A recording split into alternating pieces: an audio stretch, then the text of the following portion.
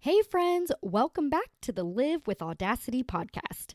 Today I have a very special guest on, Ahnonda Bates of LeadHERship Coaching and Consulting, to discuss with me the very touchy subject of race equality in America. I know this episode can be super helpful to anyone who really wants to know what to do, how to be supportive, but even bigger for those who still aren't sure where they should stand and what they should say. I hope this super honest conversation helps you to understand what our friends of color are experiencing and why staying silent probably means something different than you intend at all. So, I know if you listen to this episode, you will walk away with more understanding and more love. So, let's dive in.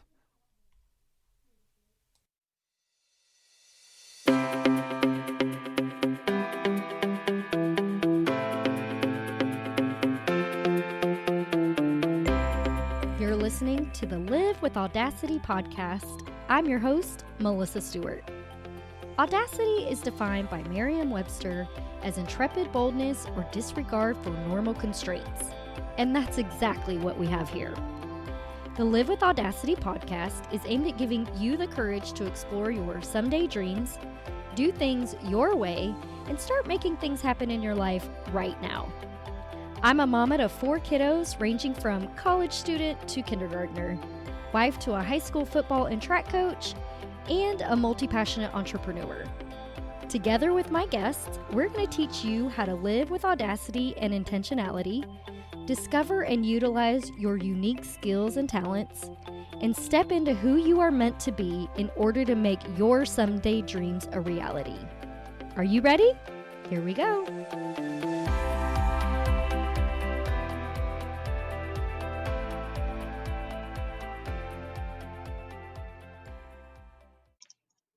Hey everyone, thank you so much for tuning back into the Live with Audacity podcast. I am truly thrilled today to have my friend Ahnonda Bates here on the podcast today to talk about all of the things that are currently going on in our country. Ahnonda, thank you so much for being here. I sincerely appreciate you taking the time to come here and talk about this really touchy subject with me. Yes, thank you for having me. I really appreciate it. I'm excited about today. Me too. I really am. And it sounds like I'm really, really cheery. I know that this is not, a subject that people are super eager to probably Right. hear us talk about, but we were just talking about so many other crazy, cool, weird, interesting things. And so that's why my voice is so cheery because I just think Ahnonda is so fantastic and great and wonderful. And I am just so blessed and excited to have her here to talk with us about this. First of all, Ahnonda is a licensed therapist and mental health expert, and she is also the founder and CEO, I guess, of LeadHERship Coaching and Consulting. Tell us a little bit about your coaching practice and why and how you got into therapy and becoming a mental health expert. Awesome. So again, thank you for having me. I think that my journey to becoming a therapist was definitely different. I will say that when I was in school at Purdue, I graduated from Purdue with my bachelor's degree in psychology, and I was a business major when I first got there and took my first psychology course, and I was like, oh my gosh, like this just clicks. And so from there, that's where my interest started with psychology and learning everything about the human mind. And then when I decided to go to grad school, because that was like the only way that I was really going to make some substantial amount of money to take care of myself, Yeah. I decided to go back to school and, of course, get in more student loan debt. But that's another topic for another day. And when I was in grad school, I had to do an internship. And so I was trying to find an internship. And so that path led me to becoming an addictions therapist. And so for the past 12 years, I have done that. I have even walked away from addictions therapy to go be a school based therapist and do some other things. But I truly believe that this is my purpose, and God drew me back to addictions. And so I just really enjoy what I do and being able to advocate for people who don't have a voice, and my mother, she struggled with active addiction my entire life. So I think that that's also one of my main motivators for continuing to be a voice for the voiceless. And so I just really enjoy that and advocating for people in early recovery and in the recovery community. Um, Wow. That's so yes. cool. So, in terms of leadership coaching and consulting, I've always known that there was more for me to do. I never really knew what it was. I had like all these ideas and different things that I wanted to do. And so I know that a lot of people talk about, COVID and how it's just been stressful, and it has been. It can be anxiety provoking.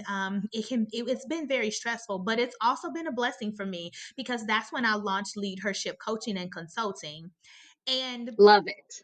yes. And so what we do is that I provide coaching and consulting services for women of color who are aspiring leaders or leaders in the workplace. And so that's important for me because being an African American woman and being in executive leadership, it can be isolating because I'm typically the only African American woman in executive leadership.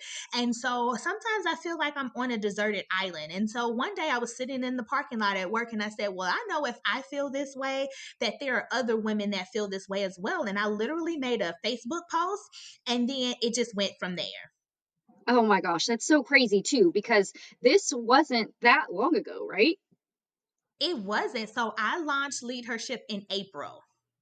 Okay, awesome. Yeah, I love that you said I realized I was not the only one that probably felt like this. And I just absolutely love what you are doing for women and women of color. I just think it's so fantastic because we really do need women of color to step up um and lead us, lead people. I Mhm. actually have a friend who posted about the George Floyd case and said he, when he called out for his mom, um, I'm gonna cry. All moms, all mothers, all women were summoned, and it is Yep. our duty to teach the world how to love again, right? I agree. Okay, go I ahead. definitely agree. And I think that that that moment, and so I think the thing that continues to play in my mind, and I'm gonna get teary, I'm gonna get choked up here, is that the thing that keeps popping in my mind is 8 minutes and 46 seconds. 8 minutes and 46 seconds. And I can't imagine. And so I think that your platform is so important. And I'm so grateful. And I know, it's not technically my responsibility, but it is my responsibility, not only in my personal life, but in my professional life, in the workplace, with my neighbors. It's my responsibility to have those conversations because if we don't teach the world how to love again, how to accept everyone, then all of this is for naught. All of this is just a disservice to the people that have unfortunately lost their lives because of this. Yes, I completely and totally agree. Um, so I've put together some questions that I really want to ask because I see people asking these questions on Facebook and really not understanding some of the things. Mhm. So the first one I want to ask you is sometimes white people say, I don't see color.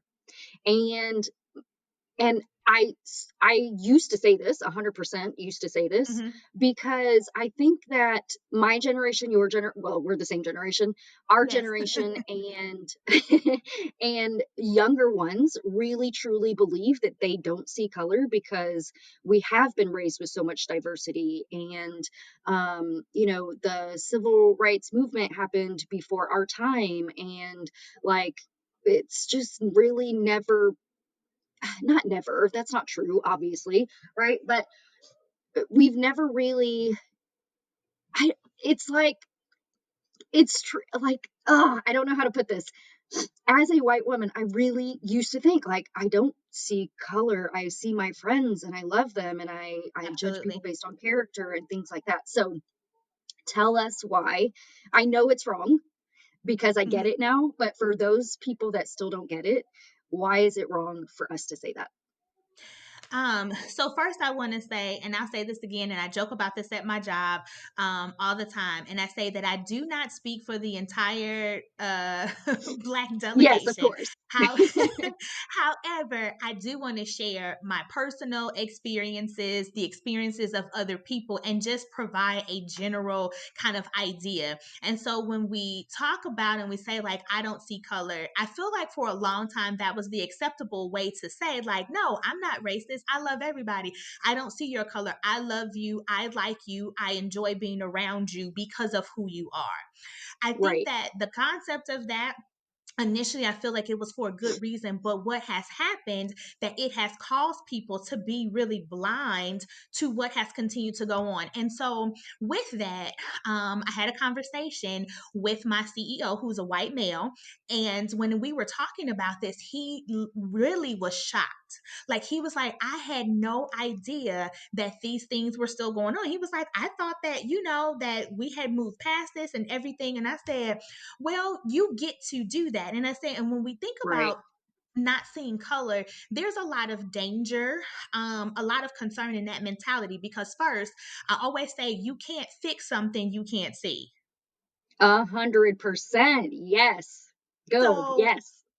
so if you say like, "Oh, I don't see color," so no, I don't see when Judy, said something, or she said something that could be an unconscious bias, or said something that was racist or whatever. So you can't see, or you can't fix something that you can't see. So that's the first thing when we say that, when people say that. Then also, I think that with that, it allows you to ignore the complexities of racial issues. So again, back to my CEO saying like, "Oh, I didn't know that this was still going on."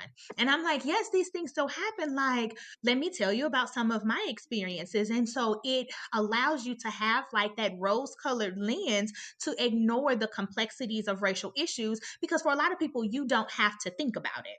Um, Right. And and real quick, I just I just want to say that I also think, to your boss's point, like, when we are actively not, you don't typically think that way, then we forget that other people are still yep, like that, and that, people of colors do still have to face those people that are awful. And we also start to think like, oh, okay, well, those are few and far between, and we just need to leave them on their own island. But that's not true at all, apparently. yes. And then too, it's so taboo to talk about it. So again, people don't know what to say, how to say it. Am I going to be offensive when I say it? And there's just so many complexities that we don't openly talk about. We pretend that it's not there. And because you're just like, oh, people don't deal with that, then you don't have to consciously think of that. So for me as a Black woman, I have to think about that every day when I walk into a room, when I go to a meeting at these different organizations and things like that. Literally, a thought that is automatic every time is, I wonder if I'm going to be the only Black person in the room. It makes me uncomfortable because when I walk in, I use this term and say everything is white space. And I say that because, of course, when we think about the demographics of the United States, when we think about population, everything is like white space, and that's not to be a derogatory thing, but for as a Black person, those are things that we have to think about. So when I walk into a room, I'm looking around for other people who look like me, and it can be a Right. very uncomfortable feeling. And because I have a very exuberant personality, or I can be not opinionated, but I don't have a problem with expressing how I feel. I have to be mindful of my mannerisms and what I say and how I say it. Am I going to come off like an angry Black woman? Will they think that I'm being abrasive? Like, how will they receive me? And these are thoughts that are literally, it's like a broken record that plays in my head in all of these situations. Yeah. And Well, and I think too, real quick to point out, like, guys, ladies, whoever's listening, we have we have these unconscious thoughts all the time, all the time, all the time, all the time. And mhm, 90% of them, I think, are like negative thoughts and they repeat over and over and over and over and over again. So for Black people, people of color, um those thoughts are the same. They have the same thought every single day, every single day, every single minute, and so that has to be mentally draining, exhausting, and totally change the landscape of your thought process overall. Absolutely. So how, Yes. yeah, tell us a little bit about that, and because I think a lot of people don't understand really how the mind works. So Right. I know you are obviously an expert at it. So do you mind telling us a little bit about that and how that plays in together? Yeah, absolutely. And so one of the things that and I want to share a personal story. So Yes. where I live in a predominantly white neighborhood. And so we moved here because the school system is just great. I wanted my daughter to have a better education. And so again, where we live, so I think about that and I'm like, so how are people going to receive me when I come? What are they going to assume about me? And those are things that I think about, and most of the time I can brush it off. And so in light of everything that's going on, those are things, and it can be very mentally exhausting. So when all of this happened, and especially when it first happened with Ahmaud Arbery that was killed by the two white men, he was jogging. My daughter Mm-hmm. wanted to ride her bike, and so I was like, okay, cool. So at first I just said yes, like let's ride our bike, it's COVID, let's get outside.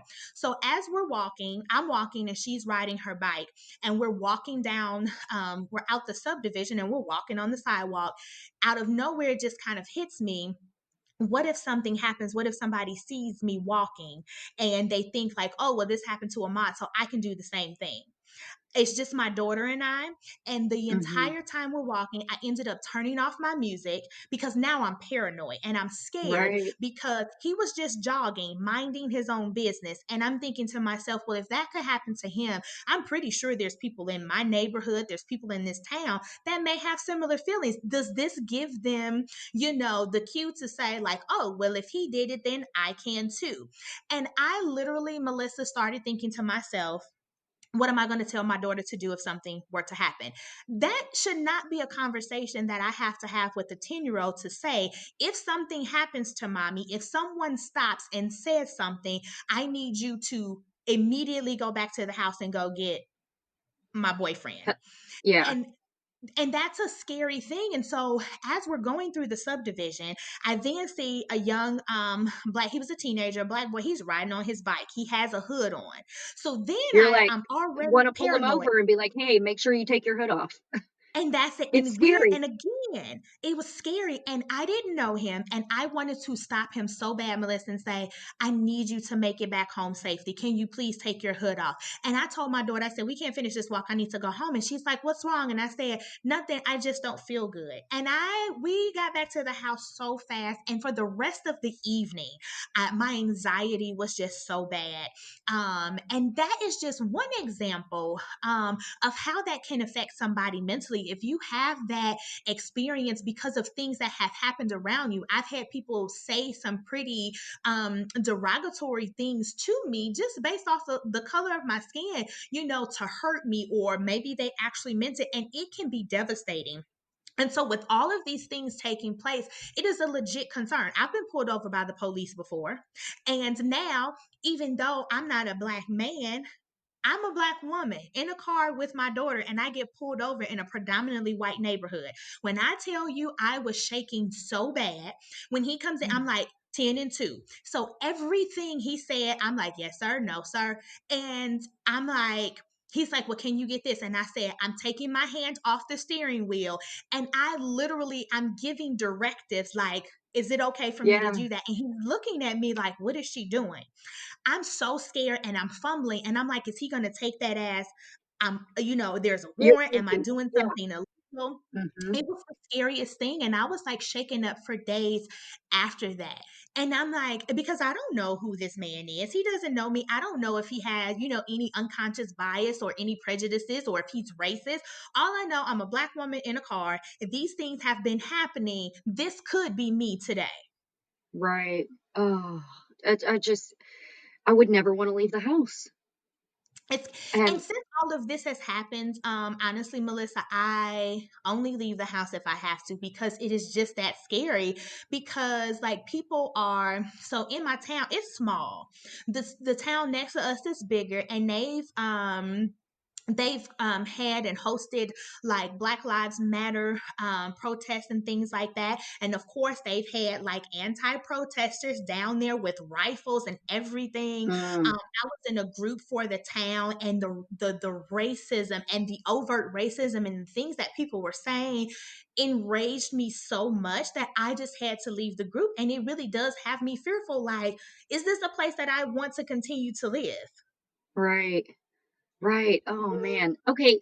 So can you give us some examples of how systemic racism plays into all of this? I think a lot of people, they don't really understand what air quote systemic racism is. They just don't Yeah. even understand it. And I watched the movie or the documentary the other day, 13th, about the 13th Amendment, and Yes. so that was Hmm. super eye opening. If anyone wants to dive in and learn a little bit more about it and how what systemic racism is and how it operates in our world, but why don't you give us a few examples of that and how that plays into all of this?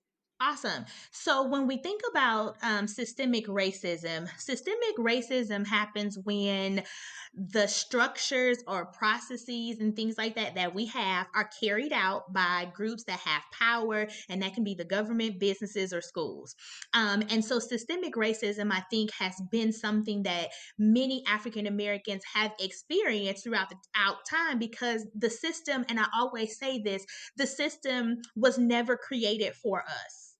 It really wasn't. It never has been created for us. And so when people ignore that racism exists and make it about the person, when racism is an active part. And so I think that systemic racism shows up. For example, people make excuses. And so I've seen people, we're just saying as a whole, like, stop killing us. I've never seen any other race have to beg to say, like, hey, we just want you to stop killing us. We just want to live and be great just like everyone else. And what I've been seeing is that instead of, we're saying, like, stop killing us, there are people that are saying, but if you just did what the police told you to do, if you weren't X, Y, or Z, then this wouldn't happen. And so Right. I think that's how systemic racism continues to show itself. In the government, and the systems that are in place in certain businesses, when we think about school systems and things like that, like, those things continue to show up, and it affects our kids in schools. It affects our ability to obtain businesses and maintain them, and just the government system. It just really keeps us at a place where we're oppressed. Okay, yeah, I totally understand that. And I actually, full transparency, have totally been one of those people in the past that have been like, just, do what they say, just listen and blah, blah, blah. And now it's like, I feel so silly or stupid, honestly, just like thinking back to that and being like, man, you really just had no freaking idea what you Yeah, were even talking about. So absolutely. I hate, obviously, what happened, but I'm so glad that so many people are starting to wake up now. And I feel like woke is not a word that I could probably say, but I think too, like, but that's true. Like, we are waking up from. I think a lot of people are waking up and realizing, like, oh, now I'm starting to get it. I'm starting to Yeah. understand. And I don't know. I hate that it happened, but I'm so glad that we are getting to have these conversations and come to these realizations. How Yeah. do we engage with people who may still not see that they have unconscious biases? And actually, let's back up just a little bit more. What are unconscious biases? Can you give us some examples of that? Absolutely. So when we think about unconscious biases, I do want to say that unconscious biases are normal. We all have an unconscious bias. And when I say unconscious bias, that is an implicit positive or negative preference for things, for individuals or groups, that are shaped through our individual experiences. So we Okay. may have an unconscious bias. And so maybe you were in the store and maybe a Black woman cut you off or something like that. Or maybe you had a traumatic experience when you were younger by someone of a different race. And so now you're just like, oh, I do not prefer to spend time with you, to hang out with you. And as human beings, I mean, we all have unconscious biases. We have preference for certain things, for certain individuals. We don't want to hang out with everybody, and that's okay. But I think unconscious bias becomes a problem when we don't acknowledge that, hey, I have this bias and I only like to hang out with redheads. I don't like blondes. Um, and that's just, a very simple, a simple example of that. But we have a preference for different things. I like Coca-Cola versus Pepsi. So what am I Same. going to do? I'm going to naturally navigate to Coca Cola instead of Pepsi. I only drink Pepsi when I have to. And when we think about unconscious bias in people, oh, I may not particularly care for Black people, but I know at work I have to interact with them at some point. I wouldn't just have a conversation with you, voluntarily, but I will tolerate you. But I still have these judgments about you that I may reflect upon you, that you may not know. I may have conversations with other people that really show my unconscious bias. Interesting. Okay. Yeah. Okay. Okay. So the other day, and my husband will probably kill me for saying this, but oh well. I'm going to have an honest conversation with you. And that's the whole point. The other Okay. day, I was in the store after all of this was going on, and there was this Black mom with her little Black son, and he was tiny, tiny, like 2 years old, maybe. And he just kept looking at me, but like he had this like look of fear in his eyes, and I was just like wanted to bend down and hug him and be like, Yeah. it's okay, like it's okay. um and and I came home and I was talking to my husband about it, and he tried to cut me off and be like, but but that's how they feel. And that I was like, yes, that's exactly what I was going to say, is that I experienced that twice, in like 2 days. And then I turned it around on myself and I was like, but these people have been experiencing this their whole lives. Yeah. And I think it was just another wake up call, like, see how horrible that feels. And Hmm. you know what I mean? And so I think we are now starting to understand, and starting to see our unconscious biases, and they're kind of coming to the forefront. Um, Yeah. how can we engage with people who may still not understand that they're there or what they are? Yeah. How can we help them understand what the point of all of this is? Absolutely. And so I want to say, just because we're biased towards something, that doesn't mean that someone is racist. And I feel like we at times can overuse that word, and everything that is done or said is racist. And no, some of that just may be complete ignorance. They just may not know. It could be an unconscious bias, and they may not say like, "Oh, I don't." They may legitimately feel like, no, I don't hate Black people, I don't hate Mexicans, or I don't hate Asians, I just don't prefer them. So if I had to pick between a Black person and a white person, then I'm going to pick the white person. And so I'm not saying that that's right, or that it's wrong, but I think we have to be careful and be mindful of that they're not one and the same. Can one influence the Okay. other? Absolutely. So because these unbiased, these unconscious biases are normal, that doesn't mean that like everybody walking around is racist or prejudiced. I think that when you think about Prejudice. the Yeah, yes, and when you think that's a good about word.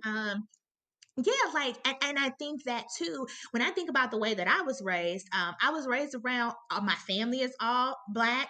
All my friends are Black. When growing up, like everybody in my neighborhood, everybody in my high school was either Hispanic or they were Black. So then when I got to Purdue, and it's a predominantly white university, it was a culture shock for me. So I preferred to hang out with people that look like me. Is that technically an unconscious bias? Absolutely, because that is a preference for me. But that doesn't Hmm. mean that I'm like, oh, I'm just walking around here like I hate white people. So I wanted to make sure that I said that, because I don't want people to be like, oh, well, I have an unconscious bias, and does that make me racist? That's not what I'm saying. But I think Right. the first thing that we have to do is be aware that it's happening.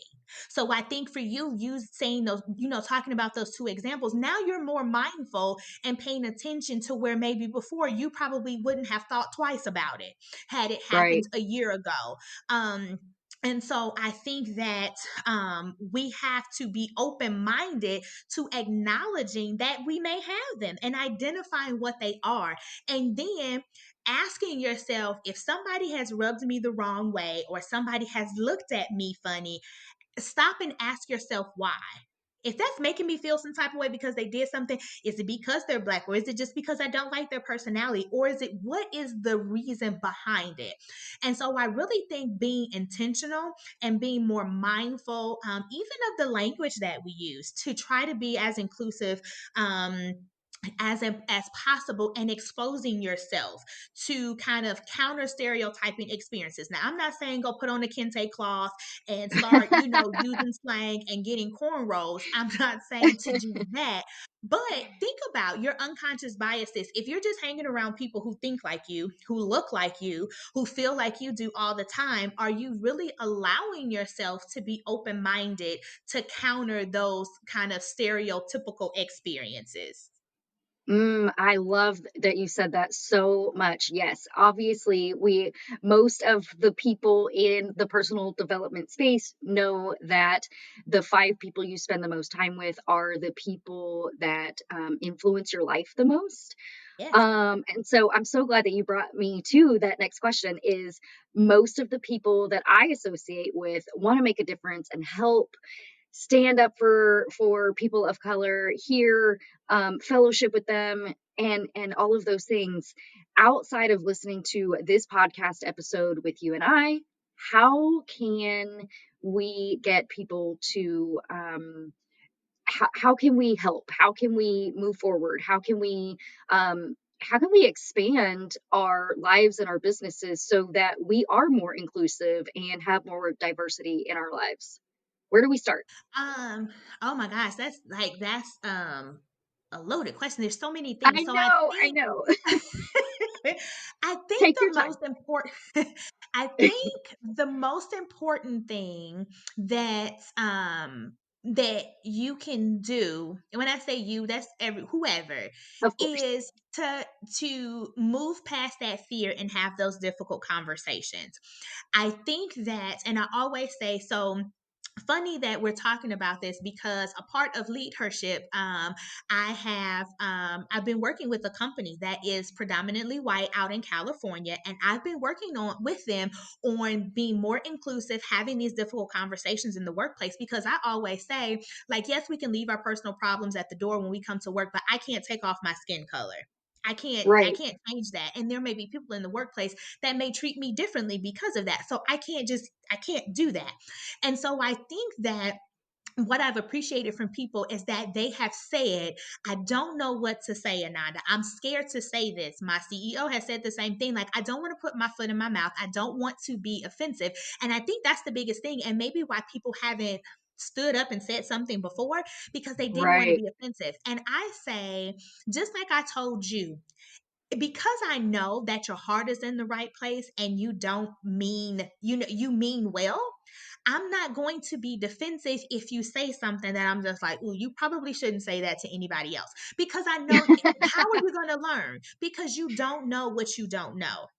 And because if you've right, been trained, if this is it's a learned behavior. So if your family kind of operated this way and all of the spaces you have been in have kind of reinforced that, then you only know what you know. And so I say that this is a safe place. Now and to just be honest and say, this is what I really want to know. I don't know how to ask, but this is what I want to know. And we can talk about reframing that. And so I think that if people are genuine and just say, hey, I really want to have this conversation. I really want to ask you some questions because I truly want to understand so I can help. If I say something offensive, I'm not trying to, but I don't know what else to say. And so Right. I think that's the first thing. And that's with in all of the spaces when we're not there. So I always say, don't just take up for me, like, oh, it sounds good.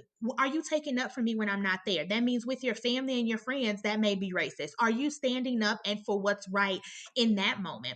Are you talking with your neighbors? Are you having those difficult conversations at work, during your lunch break or different things like that? I think that we have to really become uncomfortable in order for us to get comfortable again.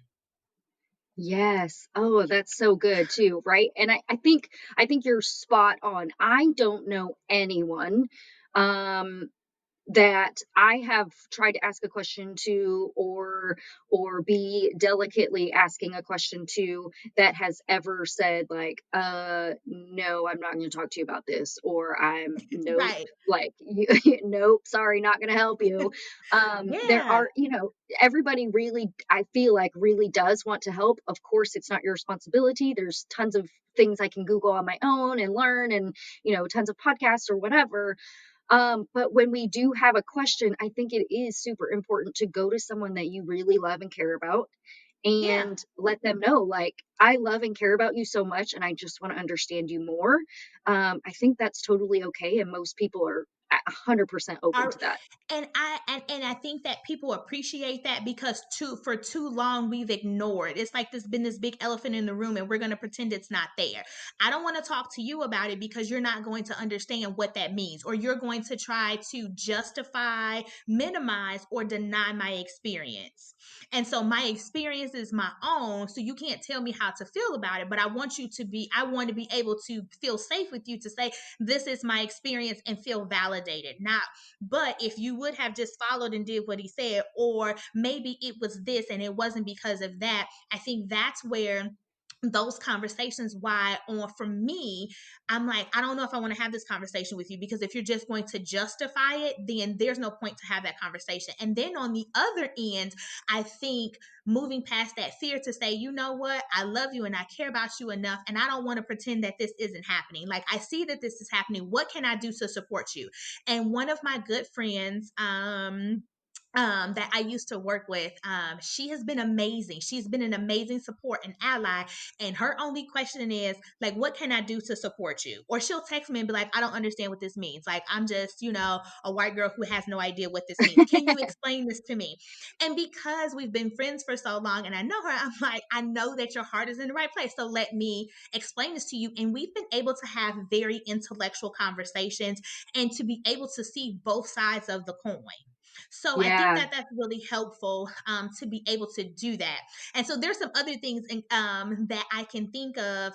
You talked about watching 13th, on Netflix. There's so many shows like American Son, Dear White People. On Hulu, there's a movie called If Beale Street Could Talk. Oh, Um, I've been wanting to watch that movie, so it's next on my list. I'm yes. actually 30 minutes from the end of Just Mercy right now, so, but I had to hop on here. Yes. But, yeah, So man. like The Hate You Give, When They See Us, those are good places to start to understand and to not come from a place of judgment, but to really just be open minded and do that. People can donate to different organizations, whether that's like the NAACP, the Legal Defense Fund, it could be the Minnesota Freedom Fund, the George Floyd Memorial Fund. People can watch and donate. Other things like listening to different podcasts and different things like that, and then reading. I had the company that I've been working with. They was like, "What's the first book that we should read?" And I recommended that they read it, White Fragility by Robin DiAngelo. And I was like, that's the I've seen first that book. book suggested a lot, and I think even the podcast that I put out, this week, the guest on there, I think she suggested that book as well, so yeah, it's absolutely on the list. Absolutely, because it talks about white fragility. And I think that people have to understand that there's a difference between when someone says like white privilege and white fragility. Like, people get really defensive. And I'm like, if you really just take the time to really try to understand what that means, it's not like, oh, it's a derogatory term or we're trying to do that, but really just getting you to understand what that means and why we don't have that privilege, that other people may have. And so I think that that's a really good Right. book to start, to begin to really, we talked about that unconscious bias, that book, White Fragility, will really start to open your eyes to be like, dang, I've been walking around, my entire life, like thinking, it was all kumbaya, and with these rose colored glasses. And it really, I think that if you're open to it, will allow you to really look at that unconscious bias that you have, to be open minded and say, okay, so what can I do to change that, to make the world a better place in my own way? 100%. I think too, I wanted to ask, why do and this was totally me before this has started to change me, of course. But why do we get so, as white people, get so defensive when people say white privilege or white fragility? Like, what is that? Like, why do we do that? So again, just and to piggyback off of the unconscious bias, that doesn't mean you're racist. I think that and I can't speak for people because I really don't know, but kind of from what I've read, what I've seen in conversations that I had, like having white privilege doesn't mean that somebody's racist. Again, I want to say that. And so I don't want Right. people to take that offensively, to be like, oh, well, you say I have white privilege, so now you're trying to say I'm racist. I'm not trying to, that's not what we're saying. But Yeah. for me, I see it as, let's see, what, like you're walking around blind. And that's just what it Hmm. is. And acknowledging that, hey, I do have this privilege, kind of takes this, like you've been walking around blind for years, and then all of a sudden you wake up and you can see, and you're just like, holy, all this has been That's going how on. I feel right now.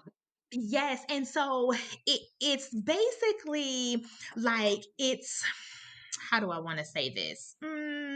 White privilege is kind of viewed as, you have this innate built-in advantage because you are white. This is white space, that you have this automatic advantage because you are white. And so it's separate from, and it's not to say like, oh, because you have it because you're white. That's not to minimize like one's level of income, their effort, their intelligence. And so I think that some people may find that offensive, because it's like, oh, so you're saying because I'm white, that's why I have everything that I have, which can And then you partly get be those true other because, people that are like, I'm white and I'm still poor. What's your point?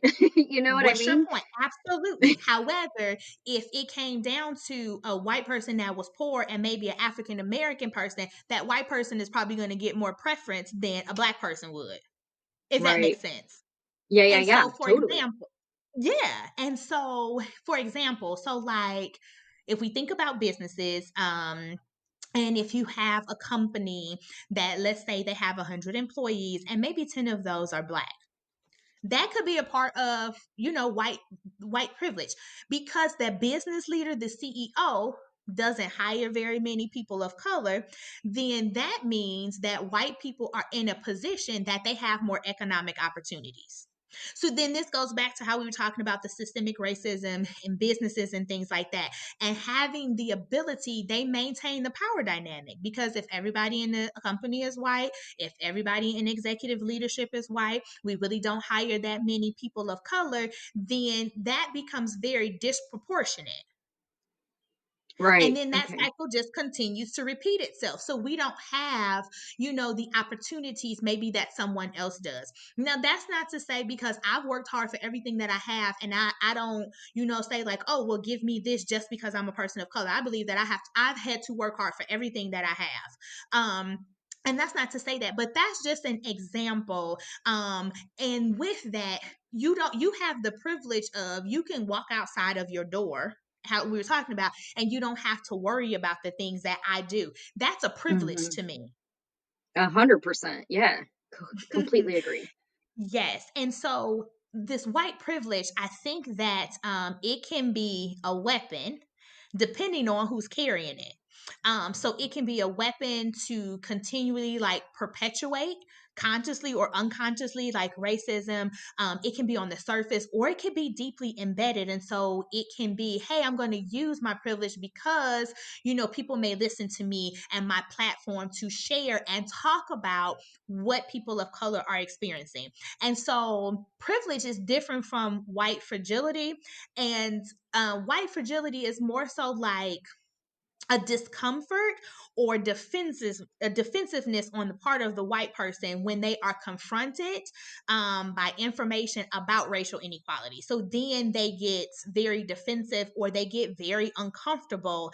And so you may hear people say, like, oh, their white fragility is coming through because they're getting defensive. And so I think that's where that comes in when we're talking about like racial inequality and injustice. And so, like, Yeah. cops killing unarmed Black people. But if they weren't blah, blah, blah, blah, blah, if they just Yeah. obey, and it's just like, no, that's not it, honey.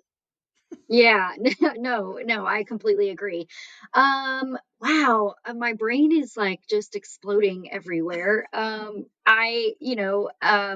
Had an experience last week with someone. Someone had posted something on Facebook, asking a question. They had watched an episode of Blackish that had aired last year, and Hmm. they were saying like, we really just want an apology for all of the things that we've had to deal with. And she's like, an apology for what? Like, what are we apologizing for? Please help me. I really actually want to understand how I can make this better. What do I need? How can we help? What do we do? And so, of course, there was lots of back and forth. And so I had posted something about like, I think people just really want us to understand that that all of these things are happening, and open our eyes and see that we do have unconscious biases, and even maybe unconscious prejudices is probably a better Yeah. word. Hmm. um, and just things like that. And then some guy jumps on there and was like, um, he said something like, "I don't even understand what this means." "Oh, yes, I do. You're a bitch." And I was like, um, Oh, okay, I don't even understand, but okay, like, whatever. oh It my was just goodness. so crazy. It was so crazy. And I was like, man, I posted one small little tidbit Yeah. and I'm being treated that way. I can't even imagine what other people of color And you have to go through every day. know, Oh, yes, it's so crazy because I feel like so I had someone that I used to work with. She's an older white woman. And I've been very vocal about what has been going on Facebook. And so she commented and said, "Where is the positive, optimistic Ahnonda? Like, I feel like you've changed and you're angry and all this and that." And at first I was like, I have changed because I am angry. And the more that I thought about it, and I feel like I want to go back and kind of update after I've had time to really reflect. And I really wanted to tell her, you know what? No, I haven't changed. Now I'm just more vocal about it. And so part of that is my fault because I've been taught, that we don't really just openly talk about it unless we're amongst friends, we're amongst family. And so I feel like I have done a disadvantage to the people in my life because I haven't talked about it. I've been quiet about it. And I'm like, no, I've always felt this way, but I just haven't been vocal about it. And I think that what is making a lot of people uncomfortable is that it's causing people to hold the mirror up. And as long as we were quiet, then it was like, oh, well, they should just be happy that they're here. They should just be happy that they have a job. They should just be happy that they should go to school. And it's just like, well, I would like to have the same opportunities and not be treated differently because of my color of skin. which you, And by the so way, did not choose. Right. I didn't have a choice with that. So and with that, and even if I did, I wouldn't change anything about it. And so I feel like what is happening, as long as we were quiet, then it's just like, oh, the status quo can continue. We may have a few people that are speaking out, about systemic racism, but as a whole, everybody's being quiet, so we can just pretend that it's not here. But now that people are refusing to be silent and people are speaking up, it's making people uncomfortable because it's causing people to hold that mirror up and look at themselves in the mirror and say, you know what, I am a part of the problem in my own little way. And so when I Yeah, think about, Blackish, that's like one of my favorite shows. me too. And we talk I'm like, about are there cameras in my house? What? I love that show. And so when I think about that and when he said, like, hey, we just want an apology, like I thought about that, like who do I want an apology from? And then I'm just like, would that even suffice? Like, would that even be sufficient? And it's not necessary. Like I feel like people don't acknowledge what has happened. And I think that's the frustrating thing, that people want to excuse it away, that people don't want to acknowledge, like, no, this is what our country has been built on, and this is the way we've been operating, and people don't want to acknowledge that. And I think that's the frustrating part. Or people will say, like, that was over 400 years ago, and I'm like, where have you been since then? Like, are you serious? And I'm like, and that's where the people walking around with the rose colored glasses, because you don't have to think about that. You don't have to deal with that. And oh, we should just be over it now. And I'm like, no, there are so many things that are set up to hold us back that we can't ignore. And I'm like, I don't even know who I want an apology from. I've had my good Right, friends say, Ahnonda, well, I'm sorry if I ever, and I said, no, because I would have just called you out on it, you know. right. Um, I but think I that I think, think that's really important to point out too, right? Is that those relationships are so valuable, and I really want to encourage people to develop those relationships where you can be around your good friends and they will call you out when you're being racist or prejudiced or, mhm, whatever, and you guys can have that open, loving conversation with each other in a place that's really safe because that's your friend and you actually do have so much love for each other. It gets, quite a bit more dangerous, obviously, when we go yeah, out and we try to have these conversations with people who don't know our hearts and don't know where we're coming from and those mhm, sorts of things. So yeah, I just want to encourage everyone to, if you're nervous, if you aren't sure about something, if you do have a question, ask your friend because they know your heart. absolutely, Okay, absolutely. so good. Okay, good. I want to ask, when we choose how to vote, are we saying that we are racist or anti racist? And um, is it really that, for a lack of a better term, is it really that air quote black and white? Um, so I think with the political climate, and this is my personal opinion, with the political climate the way that it is, and I think historically, like people will say, like, oh, all black people are Democrats. That's not true. And so and I think that's where kind of that divide comes in, like, oh, all white people aren't Republicans, and all black people aren't Democrats, and so. I think that with the political climate that we are experiencing right now, for me, I would say if I knew that someone that I worked with or someone that I knew voted for Trump, it would make me give them the serious side eye. And I say that because of the things that have been said, the things that have been explicitly said, have been done. For me, it all the signs, the writing is on the wall. And if I know that this is your ideology, if I know that this is the way that you talk to people, talk about people, and the things that have been done and have been said, for me, that gives me everything that I need to know to say, you know what, this person is just not for people of color. So for me, if I did know that someone voted for him, I would seriously give them the side eye and say, is this a person, like, that means that you support this foolishness? And that's just me personally. You support this foolishness too. Then that makes me question you, like, so do you exhibit the same, like, do you do the same things? Do you feel the same way that he does? And so I think that it has put us in a really interesting place where before I wouldn't have said that. I wouldn't have thought Right. that if someone openly said that they were Republican. But if someone says to me today that they are a 45 supporter, then I would definitely look at them and say, that means that I'm starting to question you. Okay. Okay. But let me ask you this. Mhm. What about if you're a Republican and you don't support him, and but you also don't support any Democratic candidates? I feel like it's not just like one or the other. Like, I You're don't right. support Donald Trump, but that doesn't mean that I support, Joe Biden, right? Like, I Absolutely. feel like it's not this or this. That's You're right. You're right. And I think that honestly, but I believe voting is so important. I'm not a fan of anybody at this me point. neither. I keep waiting for this revolution to happen so that we can pick an independent that Yes, cares about equal rights for everyone, but also wants like our economy to be awesome. Like, why can't we just find that absolutely. one person? Absolutely. And I just really feel like for me, it's just really at this point where I'm just like, are we just voting for the lesser of two evils?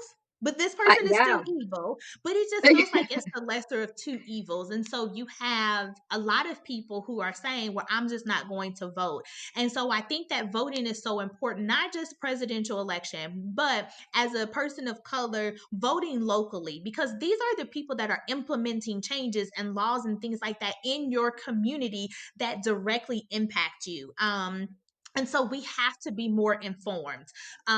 We have to do our research and things like that. So it's important to vote on a presidential level, but for me, it's more important to vote on a state and local level, because that's where a lot of the changes happen that directly impact us. So I right. agree that it's not just a black and white thing, but 45 and everything that's going on, it makes it very difficult to not say like this is just a matter of black and white. And again, Yeah, really felt, and I'm just adamant about voting, so I believe in exercising that right, man. But sometimes it does make me think like I don't want to vote at all, because all of you for me are just idiots, and I just don't even feel comfortable. I just don't anymore to even do that. um so yeah, I I don't totally agree. It's yeah, it's so it's it's kind of a crap show right now, right? Like, give me a better option. yes, Okay, absolutely. So so for those of us who want to be surrounded by diversity, um, and I changed churches because I looked around at my church and realized that mhm, there was no diversity. I'm a Christian, I'm a Methodist, and we don't typically have a lot of people of color in our churches. yeah. Um, but like, so what are some things that we can do to add diversity to our life and business other than just like, you know, seeking, I mean, like, I'm not gonna go to a protest and be like, "Hey, do you wanna be my friend? Because I need more friends of diversity." I know, I need more. That would be really weird. And they would be It's like, so okay, weird. that's really weird. So how do we do that? um, that is that is so funny, but it's so true, because I would really be looking like, what are you? What if you don't get out of my face? No, but I think what you mentioned about just like, hey, let's change churches and go to a more diverse church. I think that gives you the opportunity to meet different people. I think that in the workplace, because you may work with someone, and that's not to say like, oh, do the same thing at work and say like, hey, like you're the only black person here and I want to know about, black people problems, so you want to be my best friend. Not do that. Be my new bestie. We might do BFF, but I think that in order for that change to happen and to really create that diversity, to create that organically. So if that's a person that you wouldn't normally talk to, or a person that you wouldn't normally sit with at lunch, maybe take the opportunity, scare and all, to just start a random conversation. It doesn't have to be like, so what do you think about what's going on? That may not be a good Yeah. starter, not a good. Maybe But like, what's your favorite movie would be a better approach. yeah, like, what's the last movie you saw? Now, if they say like, "Oh, the last movie I saw is The Hate You Give Us," then of course you can start. Well, what was that movie about?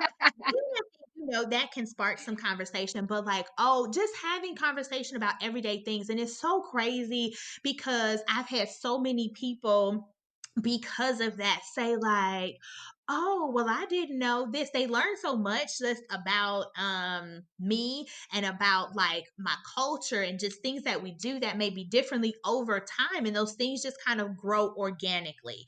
And so Yeah. I think just being open to having that conversation. So if you have a neighbor that is invite them over for dinner. Now they may think it's weird if you've never talked to them, but maybe saying hi, or maybe, just when you see them out, speaking to them and starting to hold a conversation and not being fearful to do so. I think that sometimes we have to put ourselves out there, just like if we were dating. You got to put yourself out there. And I think having those conversations, and then with businesses, so a company that I'm working with, they were just like, Ahnonda, I just really have to tell you the really sad and unfortunate truth. Our company was started by 3 white men. 80% of our company is white. And I was just like, okay, very interesting. And she was like, yeah, so we're not diverse. We're not inclusive at all. Now we know that we want to be. So if you have a business, if you are in a position of power or leadership, really taking a look at, the diversity within your organization and saying, okay, so what do we need to do to get more diversity in our program, in our business, on our team? What do we need to do in order to do that? And I think it's just by looking around at everything that you see and saying, well, we need some more people of color. And that can be at church, that could be meeting somebody at PTA. Like PTA meetings are happening all the time. Well, not now, but you can meet somebody at a PTA and talk about cookies or talk about what's going on, the latest gossip, with the PTA. I think that there are so many opportunities where you may naturally navigate to someone else to say, you know what, I want to go talk to, I want to go talk to them, Yeah. but don't make it creepy, make it Don't authentic make and it organic. weird. Don't be weird. Oh my God, I love this so much. Okay, last question on this front. Is there a way that we can like start a movement or something, or like wear like a little sticker or a pin or something, that way when we're out in public, like people know, like, hey, I'm a friend, I'm a, like, I'm open, you can talk to me, or hey, I'm on your side, I want to start a movement so bad that that just lets other, I was actually talking to my friend about Mhm. this, and she was like, I just feel like I'm trying so hard to be like overly nice now, and like, you're It's trying to weird. smile at people, but if you have a mask, like, they can't see your smile, you just look creepy to them. So like, I what think can that we do to let people know, like I'm a safe space, like, I, you know what I mean? Does that I make don't sense? Is even. it creepy? Am I being weird? No, it makes sense because, like, for instance, when you think about the LGBTQ community, when I was in direct care and providing therapy, we wore pins that were the rainbow color, so that let people know that it was a safe place. I was a safe person to talk to. I don't think we have like something, but I think that's a really good idea, though.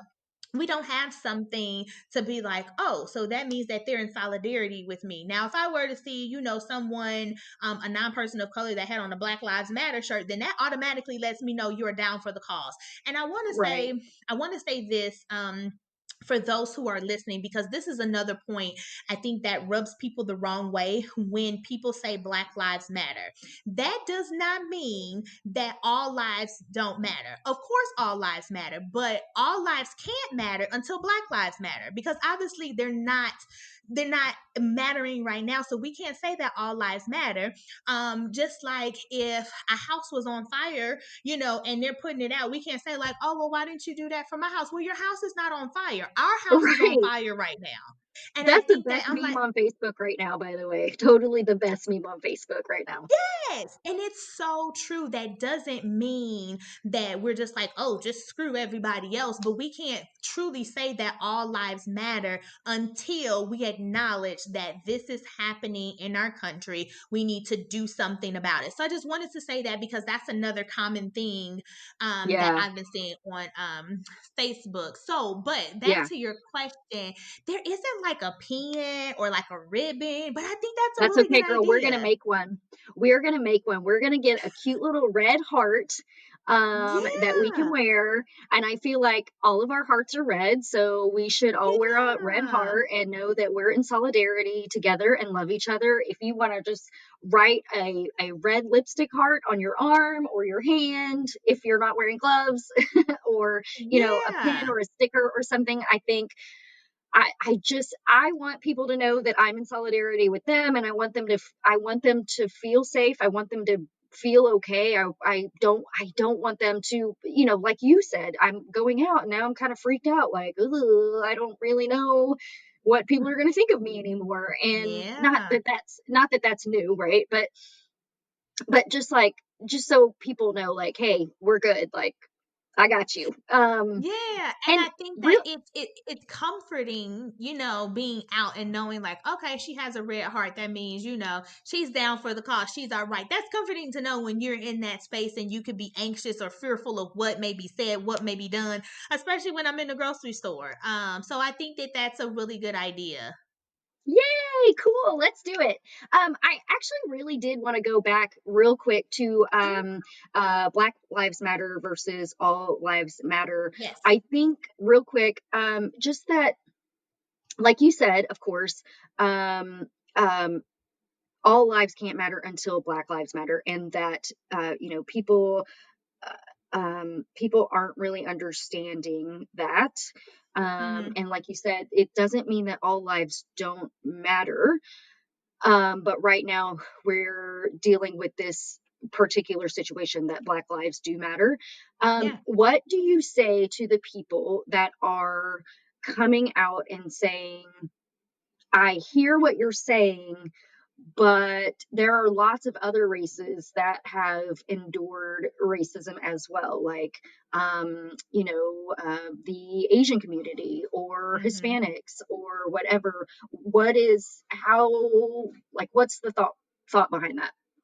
So the thought behind that, and I think it's still equivalent to like, hey, I feel like all the houses may be on fire. It may be like a little small grease fire right now for other communities and things like that. And that's just not to say like, oh, we have to put the focus where the most need is right now. And so when we look at the number of unarmed Black men and women that are being killed by cops and things of that nature compared to other other minorities and people of color, I mean, it's disproportionate. It's not even close. It's not the same. And so that's not to say like, oh, let's go ahead and forget everybody else, but this is the house that's on fire and about to burn down.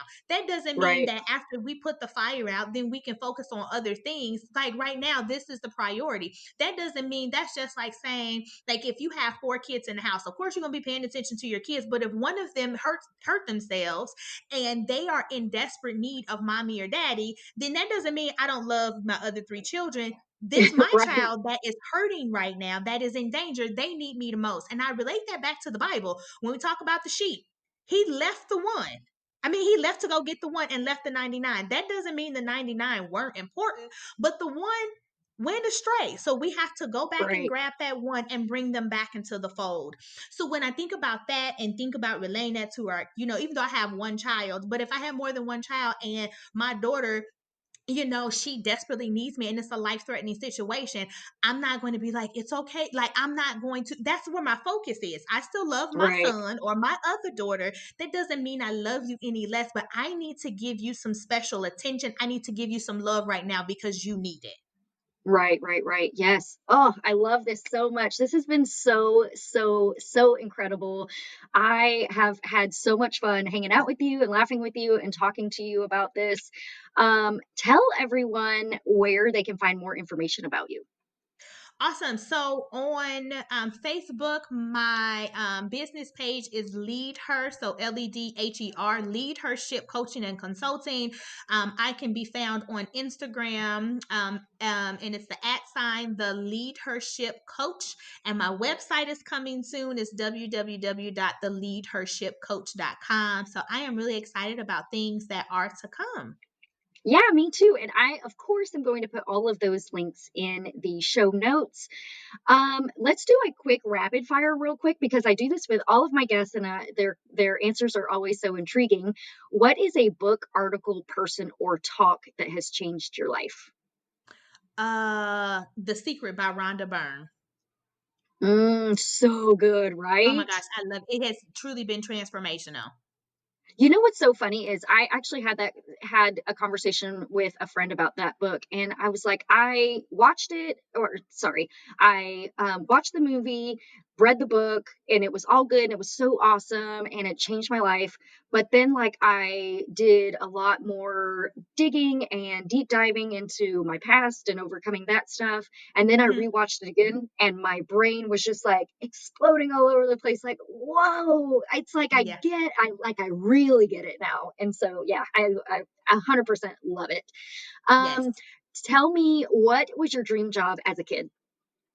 My dream job as a kid was to be a teacher, which technically Ah, I am. you kind of are. Yeah, exactly. Yeah. That's so neat. And what is the next vacation that you're planning if we ever get to travel again? I know.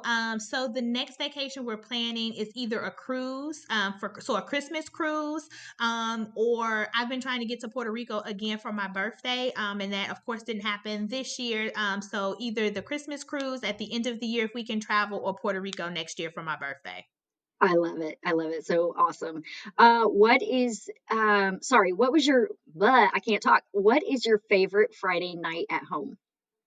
Oh man, so we have this tradition where Friday night is movie and pizza night. So every Uh-huh. Friday we order. So now we've been doing like this round robin. So we order from a different pizza place, local, or a chain, every Friday, and we watch movies. And so we all take different turns to pick the movie. So it could be a kid movie, it could be a horror flick, a romance, or something like that. So movie and pizza night. Love it. Yes, I feel like that's like the typical American Friday night. Everyone wants Yes, pizza and movies. Yeah, and a it's movie. because like yeah, at the end of the week, you just like want to veg out and be like, I just want to be normal. Yes. So, what is your best advice to help our listeners live with audacity? So I would say to be intentional. So in everything that you do, be intentional. And that is something that I'm always very cognizant of. So I'm very mindful and intentional about everything that I do, everything that I say, and that because I want to be reflective and live in love and light, and I want people to see that when they see me. So being intentional, being mindful, and being consistent. Ooh, so, so good. This has been so much fun for me. I hope that you have enjoyed it. Listeners, I hope that you enjoyed this and you learned something and you are ready to put on your red heart and see each other out in public. Thank you so much again, Ananda, for being here. It means the world to me.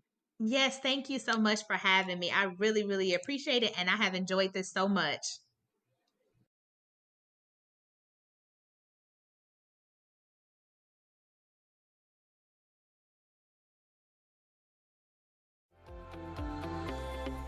Hey y'all, I had to jump in here real quick because I need a favor.